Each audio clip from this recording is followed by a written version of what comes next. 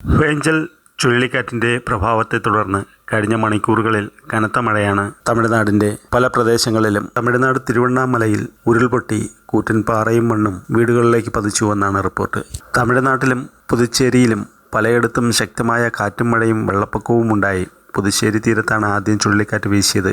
അതിശക്തമായ മഴയെ തുടർന്ന് തമിഴ്നാട്, തെക്കൻ ആന്ധ്രാപ്രദേശ്, കേരളം, ഉൾനാടൻ കർണാടകയുടെ പല ഭാഗങ്ങളിലും റെഡ് അലർട്ട് പ്രഖ്യാപിച്ചിട്ടുണ്ട്. പുതുച്ചേരിയിൽ കഴിഞ്ഞ 30 വർഷത്തിനിടയിൽ കണ്ടിട്ടില്ലാത്ത റെക്കോർഡ് മഴയാണ് പെയ്യുന്നത്. ഞായർ രാവിലെ 9 വരെയുള്ള 24 മണിക്കൂറിൽ 46 സെന്റിമീറ്റർ മഴയാണ് പെയ്തിറങ്ങിയത്. 4153 ബോട്ടുകൾ തീരത്തേക്ക് മടങ്ങിയിട്ടുണ്ടെന്നും 2229 ദുരിതാശ്വാസ ക്യാമ്പുകൾ തയ്യാറാണെന്നും സംസ്ഥാന സർക്കാർ അറിയിച്ചു.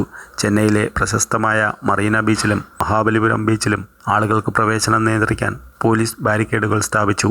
ചെന്നൈയിൽ നിന്ന് തിരുപ്പതിയിലേക്കുള്ള 20 വിമാനങ്ങൾ റദ്ദാക്കി. പുതുച്ചേരിയിലെ പ്രളയബാധിത പ്രദേശങ്ങളിൽ കഴിഞ്ഞ 2 മണിക്കൂറിനുള്ളിൽ 100-ലധികം പേരെ ഇന്ത്യൻ സൈന്യം രക്ഷപ്പെടുത്തി. പുതുച്ചേരിയിലെ കൃഷ്ണനഗറിലെ ചില പ്രദേശങ്ങളിൽ ജലനിരപ്പ് 5 അടിയിൽ എത്തിയിട്ടുണ്ട്. 500ഓളം വീടുകളിൽ കുടുങ്ങിക്കിടക്കുന്നവരെ സൈന്യം രക്ഷപ്പെടുത്തി. രക്ഷാപ്രവർത്തനം പുരോഗമിക്കുകയാണ്. കനത്ത മഴ പെയ്യുന്നത് രക്ഷാപ്രവർത്തനത്തിന് വെല്ലുവിളിയാകുന്നുണ്ട്.